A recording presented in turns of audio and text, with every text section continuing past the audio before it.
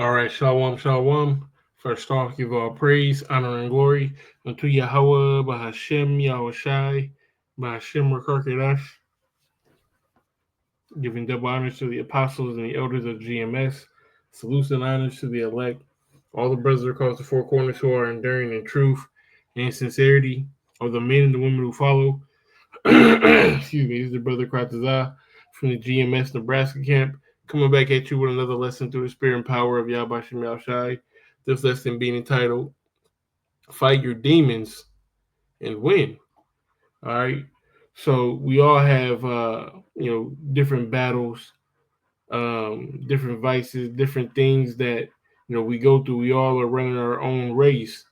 And what might throw me off may not throw you off, and vice versa. So we all are fighting our own battles. Matter of fact, this scripture just came to my head. Um,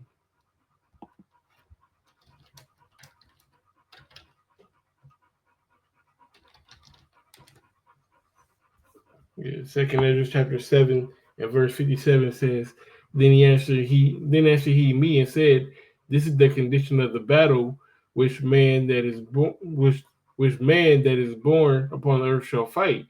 Right? So we're all going through our own battle conditions. All right. And like I said, one thing that may throw me off may not throw you off. Or something that you may be struggling with, I may have a hold on. But you know, our hell is tailor made for us. All right, so Lord's will, this is excuse me, Lord's will, this is gonna be an edifying lesson.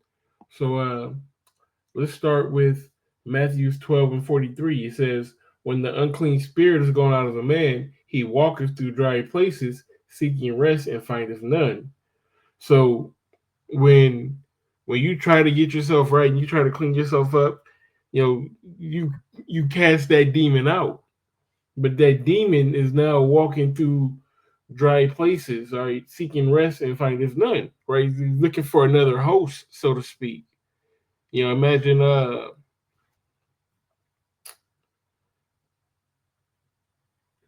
Venom. Venom from Spider-Man. Let's see if we can pull up a image.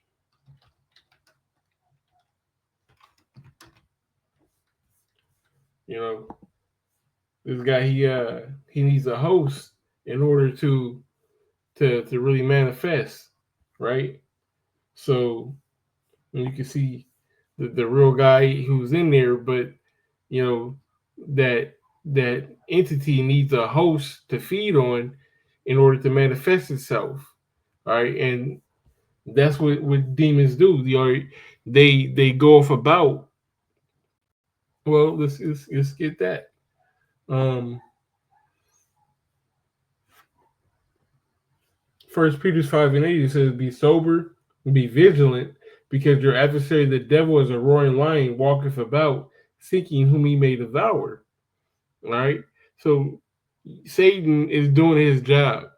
All right. His job is to go to and fro, walking up and down, right, and tempting people. All right, making people go off, making people do things that they shouldn't. That's his job. So he's been walking up and down. It says, as a roaring lion, walketh about, seeking whom he may devour. So if you ain't got the hedge of protection of Yahweh Shem Yahushai, like Job had, then you're vulnerable. But hey, we we also have to prove ourselves on this side. We have to overcome things on this side. So the Lord will allow Satan to mess with us at a certain level. But what does the scripture say?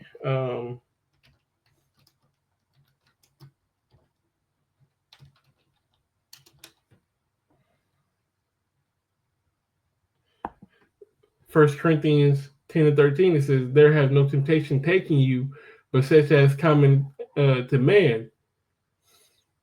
But the Most High, excuse me, I'm sorry, but the Most High is faithful, who will not suffer you to be tempted above that ye are able, but will with the temptation also make a way to escape, that ye may be able to bear it." So yeah, we're going to be tempted, and the Most High will allow Satan to tempt us, but he'll make a way out for us as well. He's not going to just leave us, you know, vulnerable. All right, so we have to know and understand that these spirits are going about. A spirit might jump off somebody else and try to get on you. All right, but that's why they say giving place to the devil. Let me see. Let me look that up.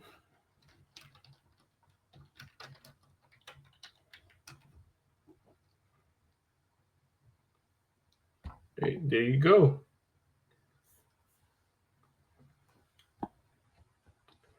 Okay, Ephesians 4:26, it says, "Be ye angry and sin not, and let not the sun go down upon your wrath, neither give place to the devil."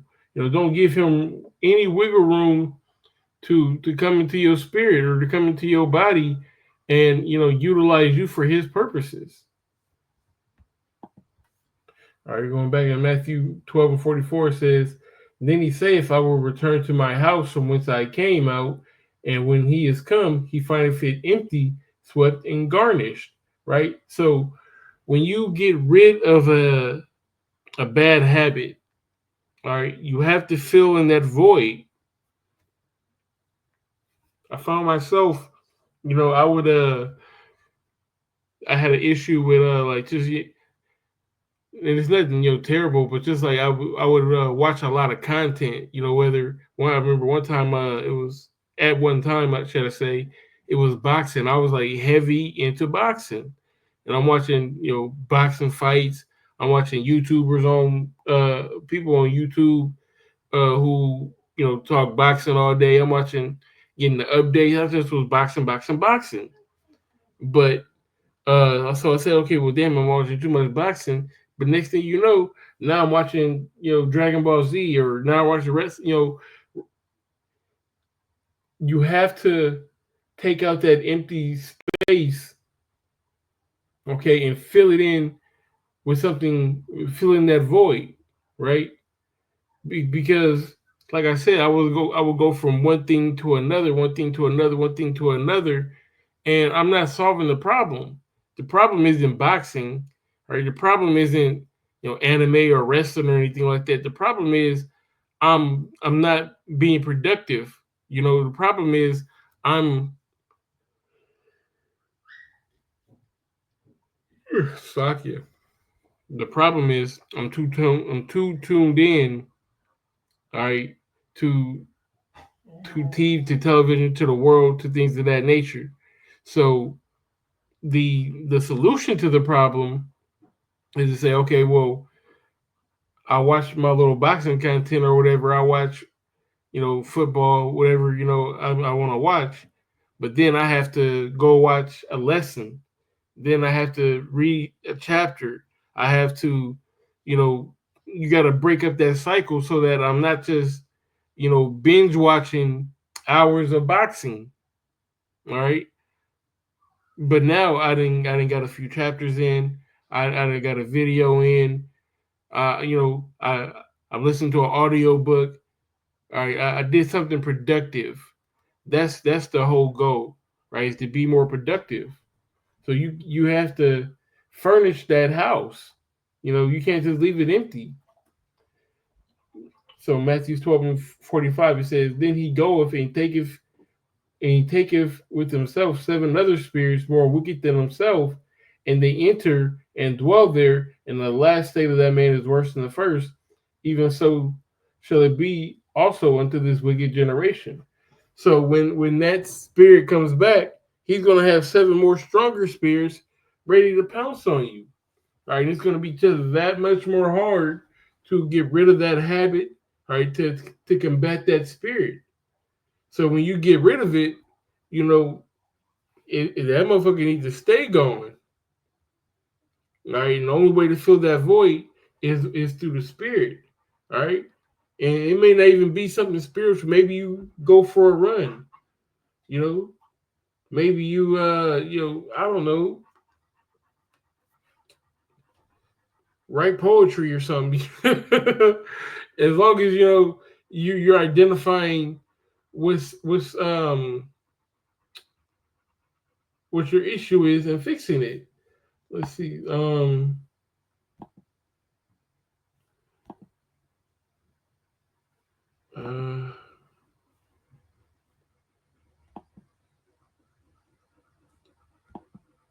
Here we go. Sirach 37:27 says, "My son, prove thy own soul in thy life, and see what is evil for it, and give not unto it." Right? So you have to know yourself, know what your pitfalls are, know what your addictions are, what your downfalls are. What are you vulnerable at? What'll knock you off your pivot, so to speak, and give not unto it. Don't put yourself in a situation or a scenario that you may compromise yourself or that you may be tempted above your level. Just avoid all appearance of evil in that sense. You know, but this is James 4:7. It says, "Submit yourselves therefore to the Most High, resist the devil, and he will flee from you." You have to be strong, or you have to gain willpower, and you have to be able to say no and deny yourself, which is not as easy as just saying no or denying yourself. But you have to build that muscle. You have to build that callus up to be able to, you know, either live with it or live without it. Let me see. So we got that. We got that.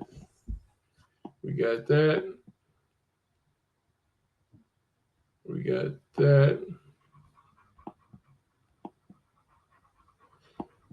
All right, coming down to the nitty gritty. All right, this is if he 2 Corinthians 10:4, it says, "For the weapons of our warfare are not carnal, but mighty through the Most High to the pulling down of strongholds."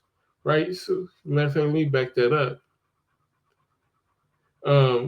2 Corinthians 10:2, it says, "But I beseech you that I may not be bold when I am present with that confidence wherewith I think to be bold against some which think of us as we walk according to the flesh. For though we walk in the flesh, we do not war after the flesh." That's what I should have just started. For we walk in the flesh, we do not war after the flesh. All right. Yeah, because we're in these bodies, we're still subject unto sin, but we're not falling victim to our bodies. All right, in the fleshly desires. The flesh wants money. The flesh wants attention. The flesh wants uh, you know, uh, sex and women, and you know, we have to be able as men, or especially men of the Lord, to control those urges. All right, to temper those urges, to calm yourself down, right?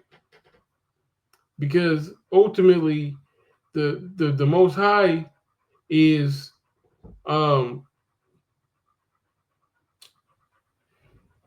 says the Most High is a spirit. Let me see.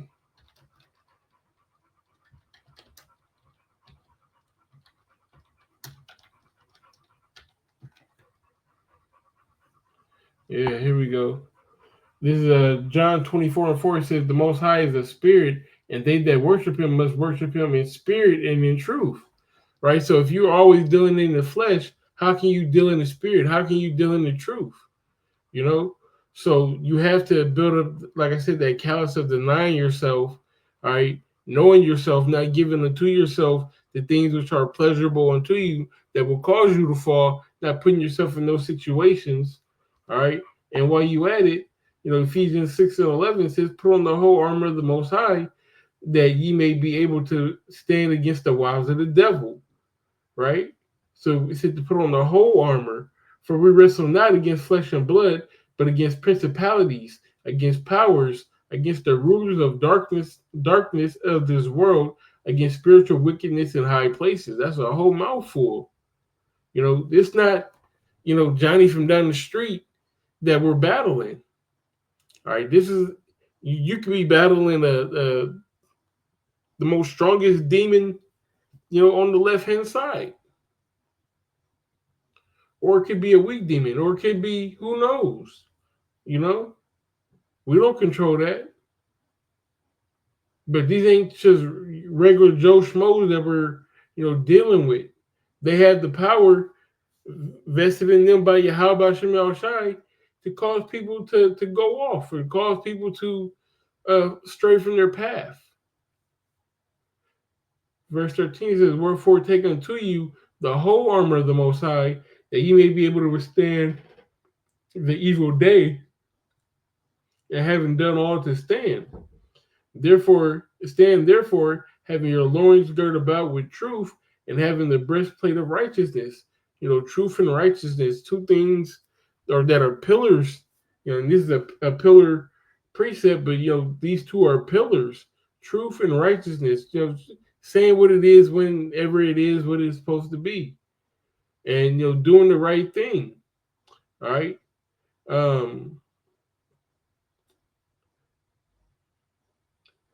Verse 15 says, "And your feet shod with the preparation of the gospel of peace." Right? So you got to be prepared in this thing. Right? Prepared to spread the good news, the gospel. It says, "Above all, taking the shield of faith, whereby or wherewith ye should be able to quench the fiery darts of the wicked." So we have to have faith. All right? That faith is going to shield us. And the scriptures say that it is Isaiah. Let's just get it real quick.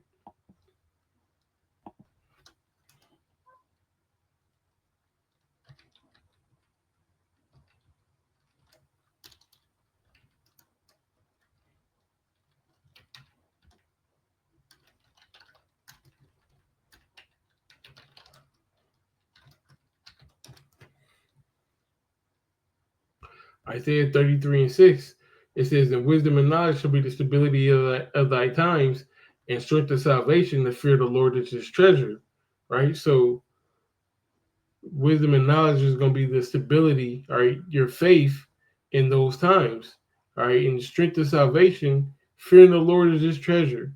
So you being in the spirit, you putting on the whole armor, being prepared, understanding the gospel, knowing the gospel, and putting on the gospel is what's going to eventually get you to the kingdom.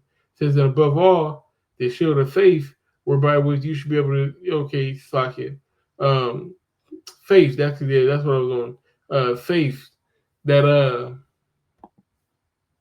stability.